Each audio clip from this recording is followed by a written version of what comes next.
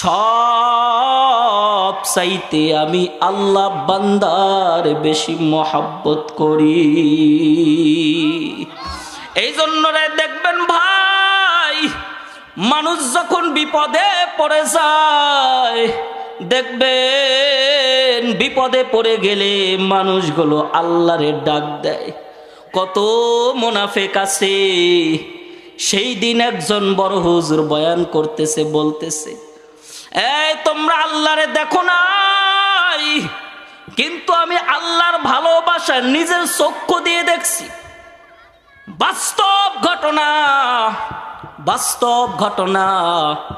দেখবেন কিছু মুনাফিক আছে, হিন্দু আছে, খ্রিস্টান আছে, বৌদ্ধ আছে, নাসরা আছে, ওরা আমার আল্লাহরে মানে না। কথা বলেন ঠিক কিনা?